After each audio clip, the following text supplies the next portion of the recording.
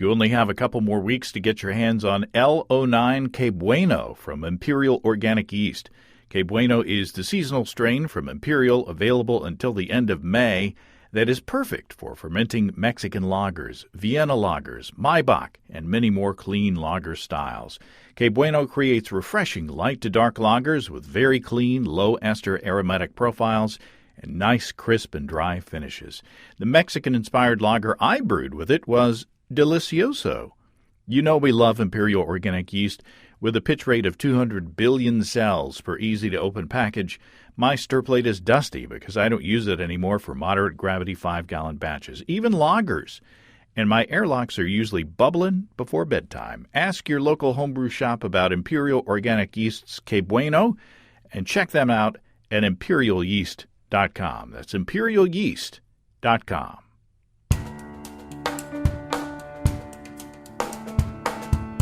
Welcome to Basic Brewing Radio for Thursday, May 20th, 2021. I'm James Spencer. Here at Basic Brewing Radio, we're all about home brewing. This week, Dave Knott from High Gravity in Tulsa joins us to answer questions from social media about kegging. It's been a decade since we dedicated a show to kegging, so what's changed, if anything? What's still the same? Stay tuned. If you go to basicbrewing.com, you can find archives of our audio and video shows. If you go to basicbrewingshop.com, you can find our DVDs and our Brewers Logbooks. You can follow me on Twitter and Instagram at Basic Brewing and find our show page on Facebook as well. If you want to support us financially, check out patreon.com/basicbrewing. And many thanks to everybody who's helping out in that way. If you go to patreon.com/basicbrewing, you can see a long list of stuff that you can access if you sign up as a supporter. This Friday, I'll post to the general public the episode that I released to financial subscribers last week. It's on my delicious smoked lavender saison that I made with Sugar Creek malts and Swedish hops, along with Imperial's rustic yeast. That was a delicious beer. I finally kegged my no-boil extract hoppy beer with pineapple puree a few days ago. So far, so good. I used the full 3-pound can of pineapple puree from Oregon Fruit Company into the keg, and it is delicious, at least to me. Susan thinks it's a bit too tart, but it's right in my wheelhouse, though. I think the tartness and the sort of sweetness from the pineapple is balanced by a bunch of hops that I put in the wort there during that hop stand. So I'm looking forward to hearing what Steve thinks about it. I don't think it's that controversial, but anyway. So far, no problems from clogging from adding the fruit into the keg. It was a little gloppy in the beginning, but it's clearing out nicely. And like I say, I think it's delicious.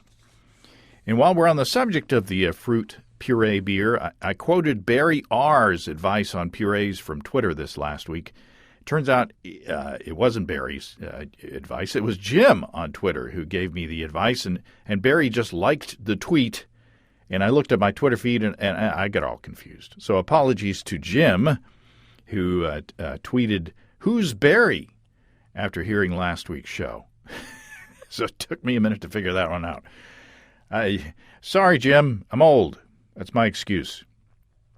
I've got to figure out what to brew next. Maybe I'll try another hard seltzer and flavor that with maybe some blackberry puree in the keg. I don't know. Stay tuned. You've heard me talk about Buckland Mead from our friends and sponsors Ricky and Kelly from Groenfell Meadery in Vermont. Buckland is a delicious, sessionable craft mead made with green rooibos tea and lemon. And for a limited time, you can get a combo deal on Groenfell.com with Buckland Mead and a beautiful 20-ounce mug made by Gray Fox Pottery. It is beautiful. And if you buy 3 4-packs of Buckland with the Groenfell mug, you get 10% off plus free shipping. Wow! But you better hurry. It's a limited-time offer. There's also more fun mead-related drinkware on Groenfell.com, including mead horn tankards, wooden barrel mead tumblers, and handcrafted wooden tankards. They're all so much fun. Check out all the Groenfell and Havoc honey-based fun and deliciousness at family-owned and operated Groenfell.com. That's GROENNFELL.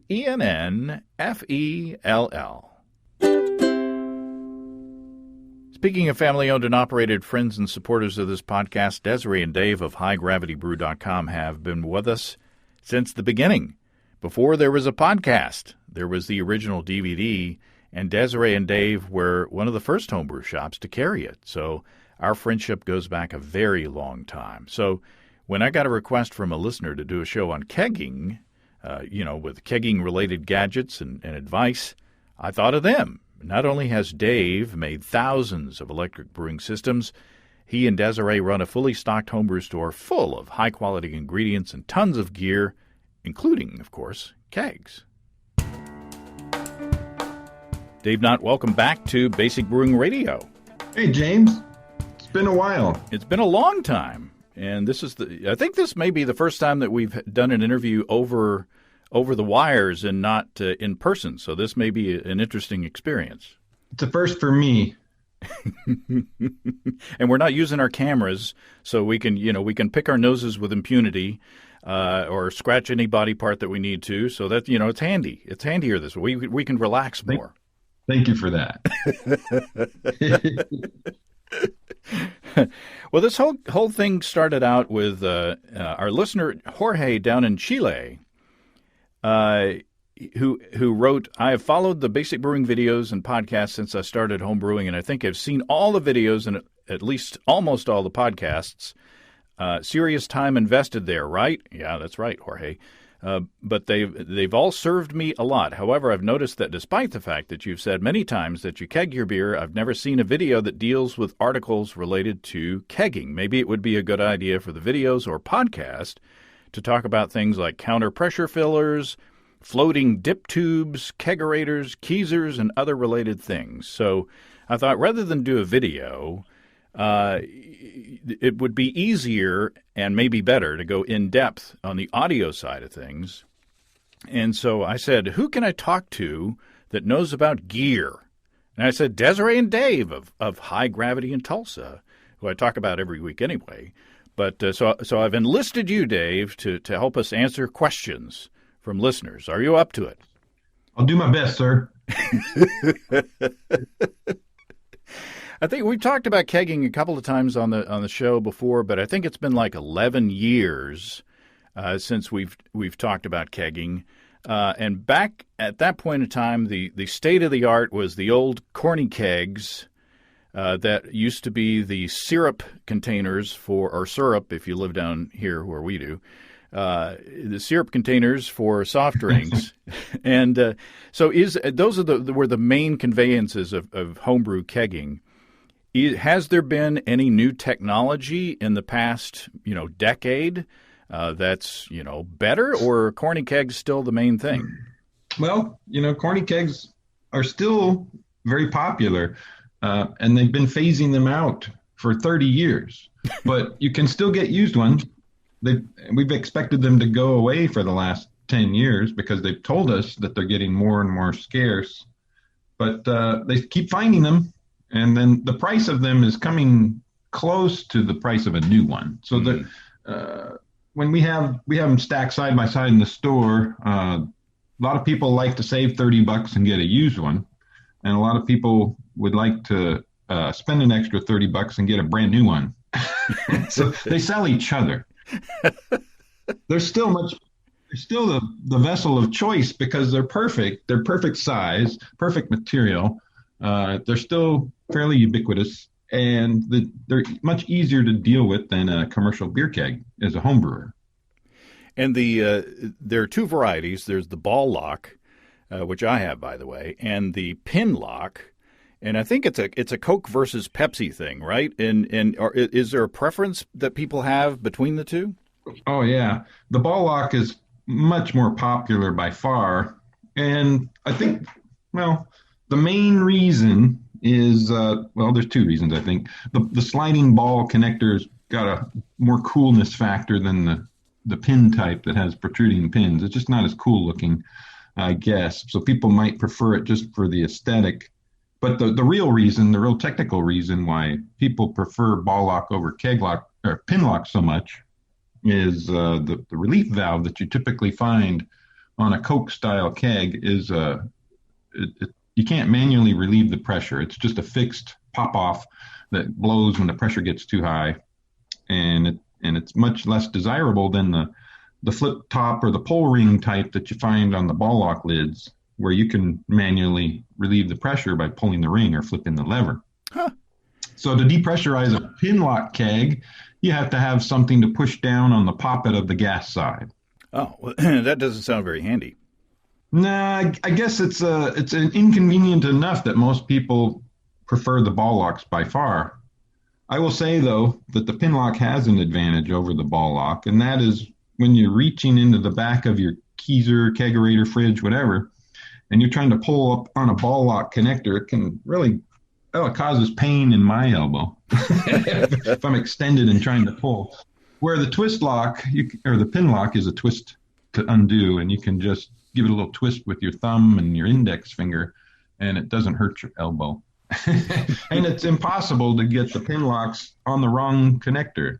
You cannot do it. You can, and it happens a lot with the ball locks, where you put the gas connector on the liquid post and you get beer up in your gas line. Mm. It takes effort, and some people just keep on pushing until it gets on there on the wrong one, and then they've got beer up in their gas line, and you may have trouble. You may have to destroy it to get it off. And there's a simple rule that I think is universal, and it's gray for gas and black for beer, right? That's the mnemonic I use. And I don't think I've made some mistakes, but I don't think I've made that mistake yet. So that's a good thing. Not once? Not Ever? once. Knock wood. I'm knocking Wow. Well, I have to admit it's happened several times to us. Maybe beer was involved. Beer was definitely involved. I don't know. Now, are there other back several years ago, many years ago, there was something called Party Pig. I don't know if you're familiar with it. This little plastic device and We used to have them. Yeah, Andy had one at the home brewery back in the day, and I don't think he ever sold one. So, and there was another thing that was like this blue plastic bottle that had this attachment on the front of it. Tap and draft. Yeah, the tap and draft, where you could put like CO2 cartridges in there, and Yep. I had one of those, and I stopped using after the little device. It was like a little tube in the front of it that dispensed the beer. And you pulled on this little lever to open the little tube, and then you pushed it back to kind of fold the tube shut. Well, I found out that if you got a little too much pressure in the little blue plastic bottle, that the tube would unfold itself and spray itself all over the inside of your refrigerator. So that's not desirable. No. So are there other solutions? We had those too. Are there other solutions out there that are, as you know, is kind of an alternate? We've seen several, but they never seem to take off. I mean, the old corny keg with the conventional CO2 bottle and regulator hoses used with it is still by far the most popular. It's going to last years and years. It's upgradable to modular. It's still the way to go. There are now some growlers that have a built-in regulator, and they use a 16-gram CO2 cartridge, and you can fill them like you would a regular growler and screw in the top, and it's pressurized and dispensed with CO2 out the little spigot until it's gone. So those are cool. They really look cool, and they work great, but they're not cheap. Well, speaking of cheap, Captain Funkalot on Twitter says, what's the most cost-effective route to take for a good keg setup? I don't have a ton of time nor room to dedicate to a huge chest keezer right now. Do you recommend just outright buying a kegerator pre-built? If you have zero parts to put together a system, a kegerator might be a good deal to get everything you need. The new ones often are missing something, such as a CO2 bottle and the keg. And so by the time you put it all together, it might be not necessarily inexpensive. But if you find a used one and it works, that's probably a great deal. There are a lot of smaller freezers that could work. It just needs to be big enough to house the keg in its upright position. And smaller fridges, some of them will work. You have to measure and be careful, though. It might be just a little too short. Mm-hmm. Might be a good time to mention that the Pinlock kegs are less expensive and they are a bit shorter. Huh. So in some situations, that might be the choice. And one thing that I discovered, I bought a kegerator with two taps, like a tower and two taps on the top of it, and I don't use those. I don't use them because the beer gets warm in that tower, and then the taps get sticky. Right. And so you get a lot of foam unless you're using it a lot. Like if you set it up maybe for a party, maybe those towers would work. But what I do is I basically just open the door of my kegerator and use a picnic tap on a Cobra tap on the kegs and fill the beer from there. And that way the tubing stays cold and everything's happy. So where it's just bypass that whole problem. Yeah, so it's decorative. It's pretty to have those taps on the top, but to me, it's less practical unless I'm doing something wrong. Is that a common issue? No, those are good points. Forward sealing faucets will work better in that situation if you're not dispensing beer out of it every day. Even by yourself, though, I would think you should have a beer every day. Well, I have a beer. Maybe not have full taps. Yeah. But that may be one way to cut cost. Sure. Just get a box that makes it cold and reach in and grab the little picnic faucet. Yeah. So there are probably 100 different ways to get into kegging and to do it relatively inexpensively. Checking eBay or checking Facebook Marketplace or whatever for used equipment. But I'm saying this to a homebrew store owner who sells equipment, but or you can go see Dave. No, you're absolutely right. Homebrewers can hunt around and find those things pretty easy. I always tell people, your friends are probably getting rid of an old fridge, and all you have to do is go get it. If you keep your ears open and listen. It happens quite often, and you can use fridges or freezers with an external temperature controller to put your kegs in and ferment in even. Mm-hmm. And so I always tell people home can use a lot of fridges and freezers. Let's take another question from Twitter. This is a troubleshooting question. David says, whenever I put either of my gas hookups on either of my Pinlock kegs, it will fill with CO2 and then start to leak. I've tried replacing O-rings, loaded them with Vaseline, and replaced the hookups. I can still keg. I just have to take off the gas between servings. Thoughts? So how do you track that down? Well, okay, so it sounds to me like it must be leaking between the post and the disconnect, because when he disconnects it, it doesn't leak. Mm-hmm. And he's tried the O-ring, so that's it didn't say for sure where it's leaking, but it sure sounds like that's where it has to be leaking. And he's tried, it's as he stated, both the disconnects that he has and both of his kegs, and they both leak right there. And he's changed the rings.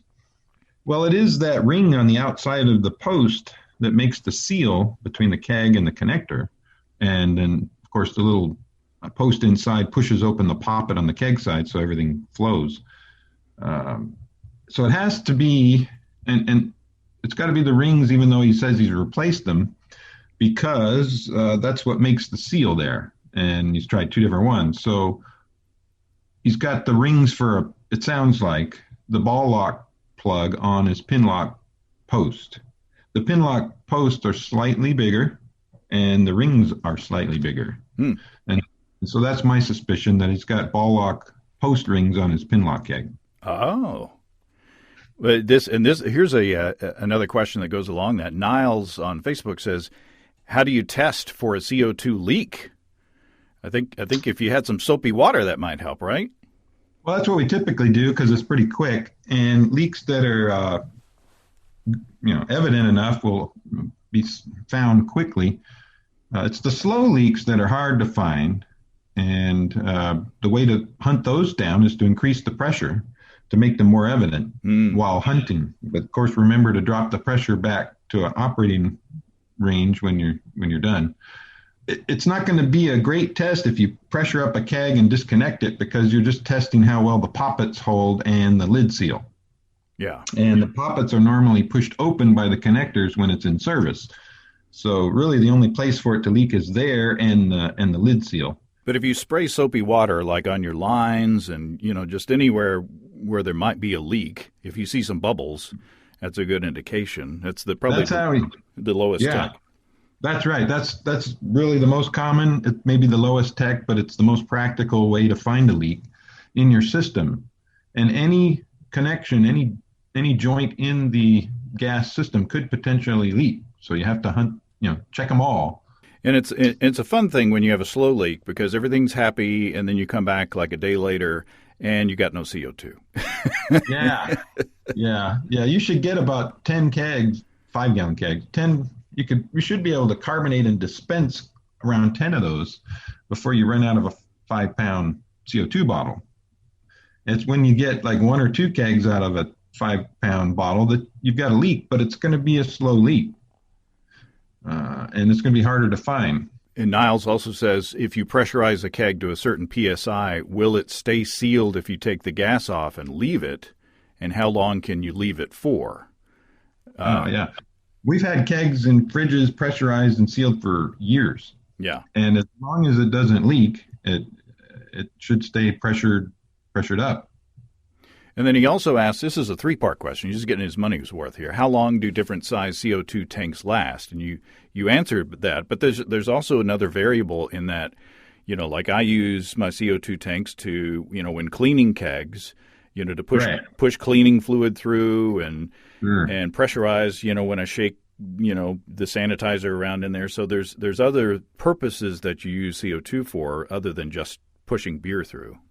Yeah, you're right. And as you like to say, your mileage may vary.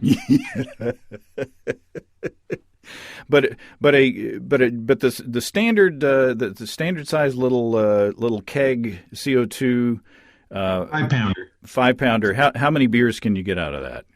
Well, it's a rule of thumb, but I tell people, and it's my experience, that if you don't have any leaks, you should be able to carbonate and dispense about 10 of those kegs before you're out of gas. Wow.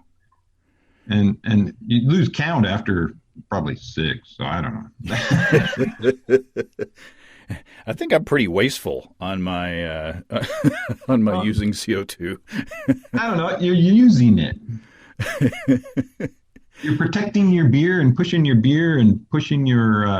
sanitizing and rinsing solution out of the kegs with it.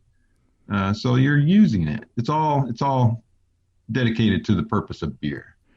Bob asks, how often should a CO2 tank be refilled and how often should they be retired? Well, that's a good question. So you're going to have to fill it whenever it's empty.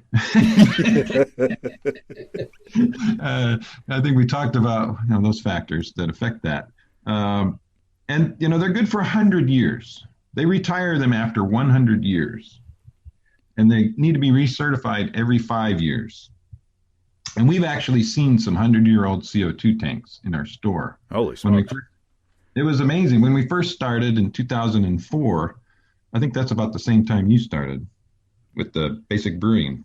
2005, yeah. 2005, yeah. We saw some old tanks from Lindy that came in with a 1918 original date. They must have been made right after World War I. Yeah. And things went through World War II on the Nazi side. They had swastikas stamped in them. And they somehow ended over here after the war, and they were a bit different looking than the ones we typically see. But they were. I thought it was cute that we got them in every now and then, because think of all the history those things have been through. That's crazy. So finally they disappeared because they got to be 100 years old. So what I do is I take my tanks to the gas place and trade them in. So, I get new tanks, and every now and then, like I'll get like a fancy tank that someone has painted with an Arkansas Razorback or something. All right. They probably were sad to trade that one in. But do you actually fill tanks there? We do, and a lot of people like to have their candy apple red aluminum tank back, and so they find it to be convenient, even though it's maybe not the least expensive option. Mm-hmm. And then of course, we have a place in town that hydro tests them, and they turn around in just a day or two. And a lot of cities don't have that option, and so we recommend they take them there when they're expired, and it's only a little over $20 or something to get it hydro tested and recertified, and then they're good to go for another 5 years until they're 100. Wow. That's when we retire them. Yeah, it's arbitrary, but we saw tanks that were just about 100 years old when we started. Wow. Mark asks about keg cleaning and keg maintenance. What does Dave recommend? Is cleaning with PBW and sanitizing with Star San sufficient? Is it okay to leave corny kegs filled with Star San between brews? I hope so. Yeah. The answer is yes, yes, yes. There's lots of things you could use to clean them, and occasionally you want to take them all the way apart and clean them, but you don't have to do that every time. I think if you get a used keg, even though the rubber is in good shape and it holds pressure, you should still get a set of rings and take it apart and put fresh rubber in there everywhere. And you shouldn't have to do that again for a long time. Now, when I first started kegging, I would like disassemble I was a clean freak, and I would disassemble the whole keg, take off the posts, take out the dip tube, and like clean everything, clean the springs, clean everything. Now I'm a little more lazy. Right. Is it necessary to field strip your corny kegs every time you clean them? No, I think it's good to do it once in a while, especially if you get a new used one. Yeah. Do it for sure. But after you know that you've got good parts in there and you've taken it apart and cleaned it, you can get away with just cleaning and sanitizing it many times. One trick that I've found is using hot water with brewery or beer line cleaner. And the first time that I did that, boy, I got a surprise, because I thought I was cleaning my keg pretty good, but then I put some of that beer line cleaner in there and let it sit, in the line and in the dip tube, under pressure, and for like 10 minutes or 15 minutes, and then purged it, and there a whole bunch of stuff came out of it. So that's what I use now to clean the inside, clean my kegs, and I do that routinely every time, is to let it sit in the dip tube and in the dispensing hose, and you can actually literally see if there's residue inside the vinyl hose. You can see it dissolve and get washed away with that stuff. You have to rinse with water afterwards and make sure it's all rinsed out. But that's a step that I've found really helpful. No, that sounds good. That's a good regimen. Carpy Carp on on Facebook sounds fishy. Says non-forced carbonation techniques. So if you don't want to do forced carbonation, what are the options? Okay. Well, you can still put priming sugar in a keg, and it will work like a big giant bottle. I found, and I don't understand the physics, but I think you need to reduce the priming sugar a bit to get the same carbonation level that you would have gotten if you put it into 48 individual 12-ounce bottles. Takes the same amount of time.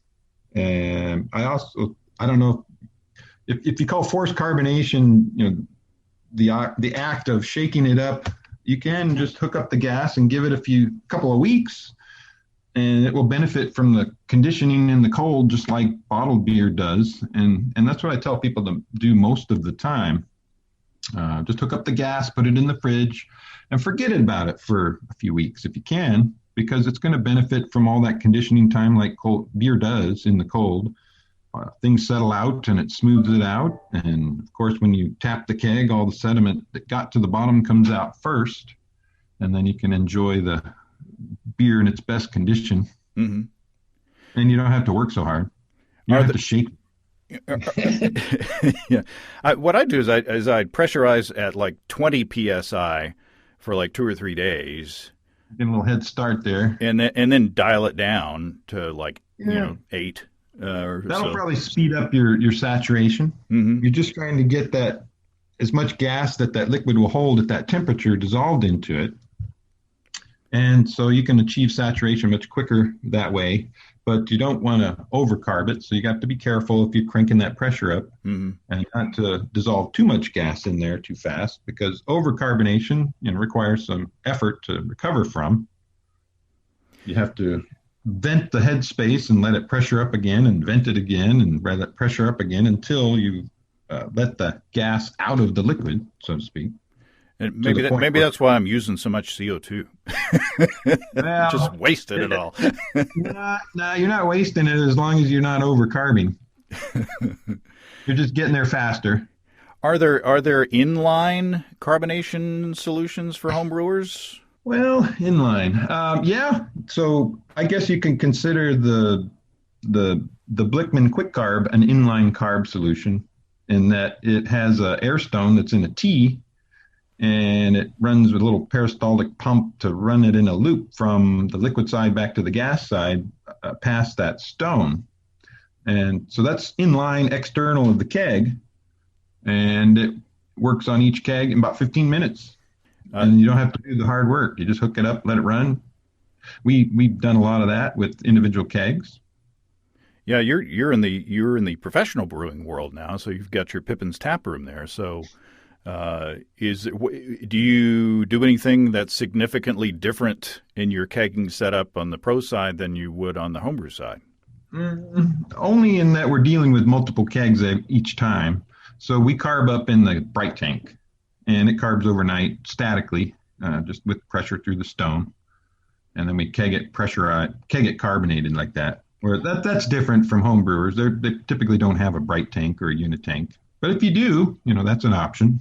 Accidentalist Brewing on Twitter says, any actual benefit to using a keg lid fitted with a carb stone over forced carbonation? So I'm not sure how a keg lid fitted with a carb stone, is that kind of like inline carbonation? Or help me out. Well, I don't think that's ideal at all, because any carb stone that's installed in a lid, I guess you'd have to have a long enough stem to get the stone down into the liquid. So they're not common. I guess it's saving you the work of shaking it. Yeah, it's not a common thing to see a lid see a carb stone installed in a lid. Yeah, and I've seen carb stones on the gas on a long wand on the gas side. And I guess you can carb it and dispense it that way, but your stone's stuck in there until you're done drinking the beer. The quick carb is actually pretty cool for carbing one keg at a time without effort. Andrew on Facebook says, regulators are so bulky. Can you find anything that fits better inside a kegerator? Well, the easy answer to that is move the CO2 bottle and regulator outside of the kegerator. And it's often the cycle that we see. It starts out with the bottle and the regulator and the keg inside, and then eventually you got to make room for one more keg, and the bottle and the regulator get kicked out. And then so all you have to do is drill a hole, or maybe it already has a hole, to run your gas in and then distribute it inside. That's a practical solution. Gives you room for one more keg, and then you can just use still one bottle, one regulator, feed it through one tube into the interior, and then distribute it. So what's the best solution if you've got, say, half a dozen kegs in a kegerator or a keezer, and you want them at different pressure levels? What's the best way to work that? Well, you need multiple regulators of some sort to get different pressures. And you can gang the regulators together. So the high pressure side is the horizontal side on a regulator, and you can just hook them together, as many as you like. And then the final regulator gets the tank gauge on the end, and that completes the high pressure connection. And then each one has a low pressure output and its own gauge, and you can adjust individual pressures feeding each system, and it could be distributed further inside, so you could distribute each pressure to multiple kegs. I've got a setup where generally I can put 3 kegs in my kegerator, It's a little tight, but I can do that. But generally, what I do is I have 2 kegs on tap, and I have like a Y connection to go to each one. And say if I'm using the high pressure technique to carbonate force carbonate a keg, I'll turn off the other one, Right. and then crank up the pressure, and then dial it back down, and then open both of them back up again. So you can kind of rig things to where it's not as scientific. You can manage it that way. There are some newer, real small regulators that go in line. Kegland has one. There's some others. I've seen them.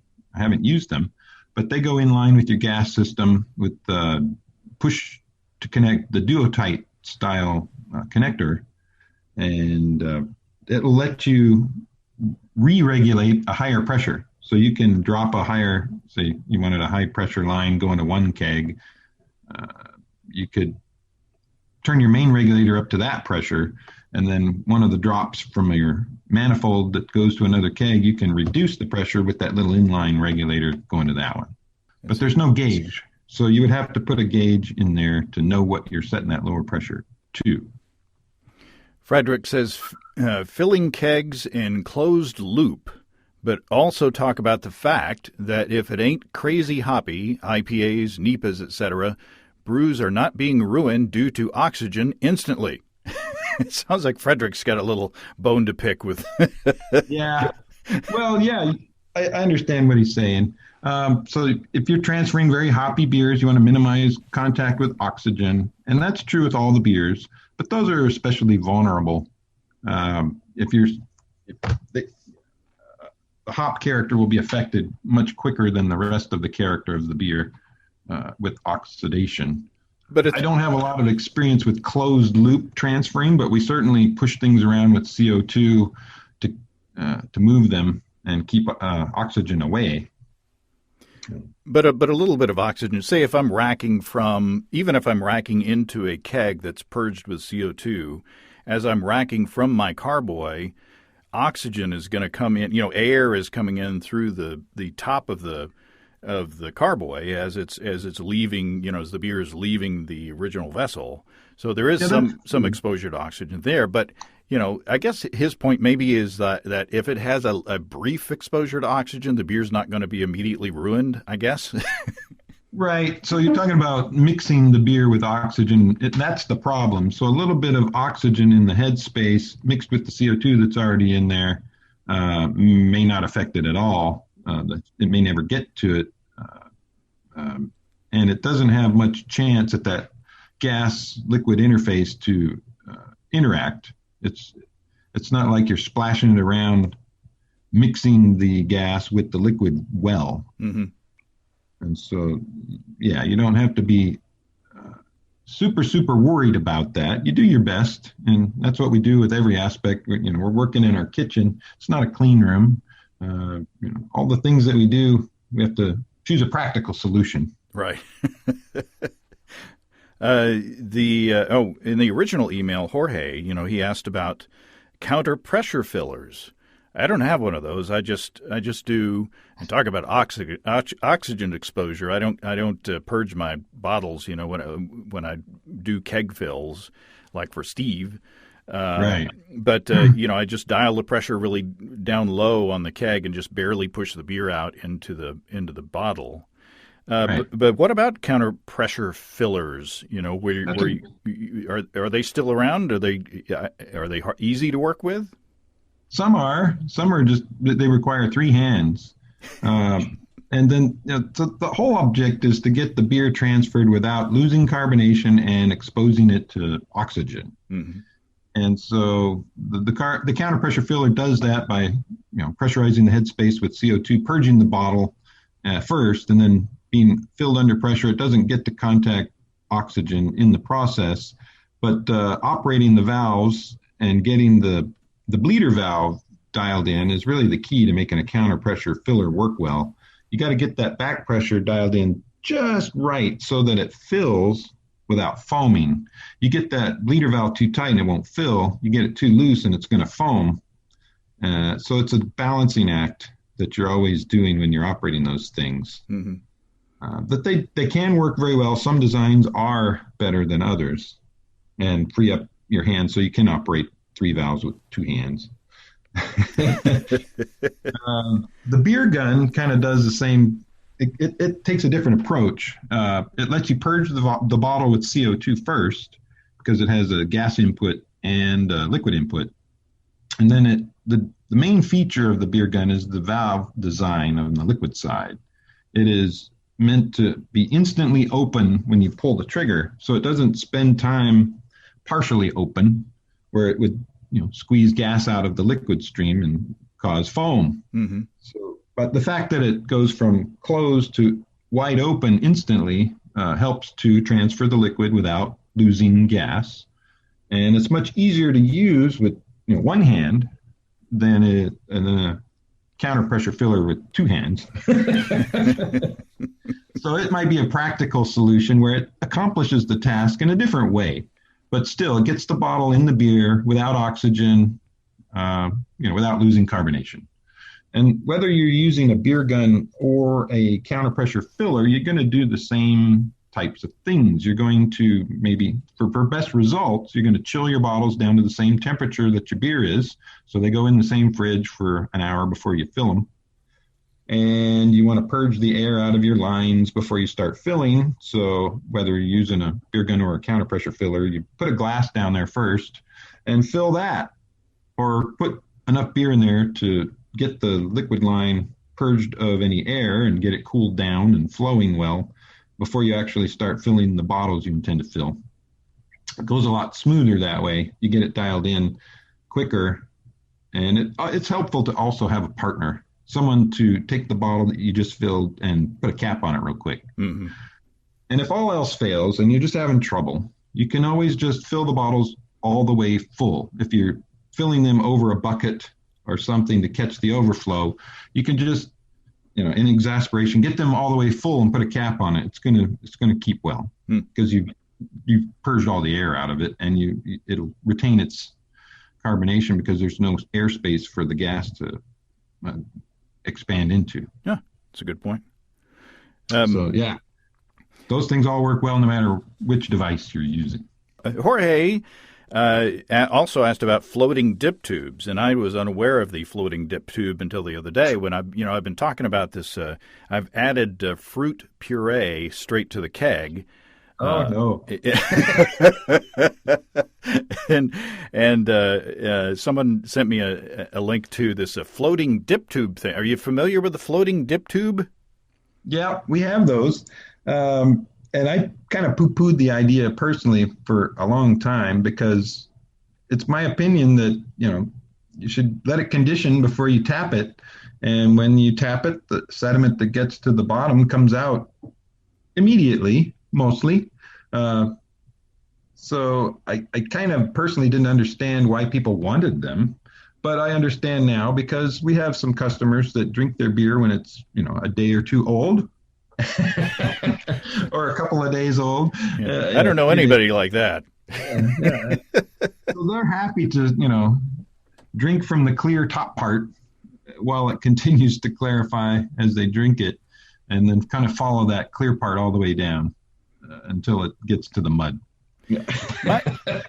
my question with, and I guess we should say that you replace your straight dip tube that goes all the way to the bottom with this device that's on a flexible hose that has the opening that kind of floats near the top of the beer in the keg, and that's where it draws the beer from. My question is, how much beer do you waste any less beer with that thing than, because if you if you do as you say and let the beer condition and let the sediment settle to the bottom, you're going to waste maybe a pint or two at the beginning, or you'll get a couple of cloudy pints. But then you got this floating thing, and you're serving the beer from the top. That's got you've got to. I don't know that I've never used one, but my question is, are you actually drinking more beer? Are you not wasting as much beer using that thing? It depends on what's at the bottom of the keg, I think. If it's a bunch of fruit puree, it will probably enable you to drink the beer for a while until you get down to the muck at the bottom, where you're gonna. I don't. You may have to draw a lot of muck out of there to even start drinking it. Otherwise, if you had the regular keg, so in that particular situation, it could be helpful. I don't think you're going to waste less beer though. You're just going to waste it later. So another situation, if you got a bunch of yeast sediment at the bottom of your keg, I like the idea that it all comes out, or mostly all comes out first when you tap it, unless you pick up the keg and move it, and then just enjoy the rest of the great beer. Now you made a noise when I said that I put fruit puree in my in my keg. I used pineapple puree, and so far it's working out pretty good. Like, just as kind of normal. The first, pint or so came out kind of gloppy, but it tasted pretty good. That pineapple stuff's pretty tasty. It must be fairly low in solid material. I think so. It wasn't chunky, let's say. Right. Yeah. And the beer is really good. So I think I'm going to try this again. Do you have experience in putting unfermented fruit juice or puree in your serving vessel there at Pippin's? Sure. Yeah, we do. We mix up all kinds of crazy stuff in the tap room. And using corny kegs, we're able to just drop stuff in the keg and serve it. We do it a lot with, we do green chili Saturday every month, where we just drop green chili peppers from Hatch. They've been roasted and frozen into the keg, and it's instant gratification. It turns any beer into a green chili beer, and it's amazing how well it works with so many different styles. Yum. And we do all kinds of crazy stuff like that. We, of course, do cans of beer with fruit puree in them. We call that a beer smoothie. We call it our liquefaction series. And people have asked for this stuff. We didn't think of it. They just saw other people doing this years ago, like the Answer Brew Pub in Virginia. They're probably most well known. I think they started this whole beer smoothie thing. It's extremely fruity. Yeah. But it's in the can. It's not in the keg because it's too thick to be in the keg. So do you have to worry about exploding cans? Yes. Yes, we do. So we have warnings on the cans: keep refrigerated, drink within 4 weeks, and all that. And so people still keep them for 8 months to a year, and they blow up. We can't say they weren't warned. They can't say they weren't warned. It's a bit of a you just save them for New Year's and yeah, or the end of a race or something before you open them. Well, I'm hoping that this beer's not going to last too long, and it's going to stay in the keg in the fridge, so I shouldn't have any problems. Yeast. Any stuff at the bottom can break down over time, but a beer like that, you're not going to keep for a long time. Mm-hmm. You're going to drink it pretty quick. I guess a theoretical concern with that floating dip tube design might be if it takes a long time to go through the keg, then you've got stuff sitting in the bottom for a long time.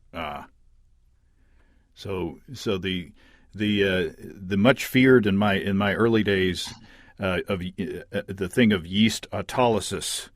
There was always get your beer off the primary as soon as possible. You'll get yeast autolysis. No, you really don't want to do that. Yeah, you need to keep the beer on the yeast long enough for it to clean up after itself. Mm-hmm. And while we've all been concerned about autolysis, we've read about it and know that we should be concerned about it. It takes quite a while for that to even begin. Yeah. Yet another homebrewing myth that we started out with. That's right. Well, Dave, this has been a lot of fun, and we've answered all the questions, including some of mine that I threw in there selfishly. Awesome. Yeah, I always tell people they should bottle when they begin. I tell people all the time they should bottle to begin with, so they can appreciate the day that they don't bottle anymore. I still enjoy bottling. I don't do full batches, but for small batches, I bottle all the time. I think you're the second guy I've ever met that says I enjoy bottling. The first one was Steve. Yeah. Oh, well, I appreciate your time, and I greatly appreciate you and Desiree's support of the podcast over the years. I brag about my system that you yourself built, my Warthog electric brewing system. You've spoiled me from brewing. Is it still going strong? Oh my gosh! Of course, yes. You would know if you did. If it wasn't, I would hear about it. No, but I love it, and I talk about it all the time, and people see it, and it's you built it. You build them with your own hands, right? Oh yeah, we still build a lot of them. We've probably built 4,000 systems over the years now. Holy smokes! Wow. Well, keep it up. And like I say, once again, I appreciate your support. And we need to get together in person now that we're all, safe and vaccinated and everything. Let's do it soon. We'll come to Fayetteville. Oh, yeah. And I'll buy you many beers. That sounds like a plan. Thanks, Dave. Good to see you guys. Yeah. Well, thanks again to Dave. And many thanks to Dave and Desiree again for their support and friendship through the years, even before this show. Be sure to go to highgravitybrew.com and check out the amazing selection of electric brewing gear, kegging stuff, and their incredible variety of beer and wine kits and ingredients. highgravitybrew.com. If you have brewing questions, show suggestions, or just want to say howdy, write to james@basicbrewing.com. Or just fill out the contact form on basicbrewing.com. And please don't forget to tell us where you're from. Check out our mobile-friendly shop at basicbrewingshop.com. Thanks to everybody supporting us through our Patreon page. Special goodies coming your way. Check that out at patreon.com/basicbrewing. That's all until next time. Until then, thanks for listening, everybody. I'm James Spencer. Production help for Basic Brewing Radio and our website is provided by Kelly Dutson. Basic Brewing Radio is a production of Active Voicing. We'll talk to you next time. In the meantime, stay well and stay tuned. So long.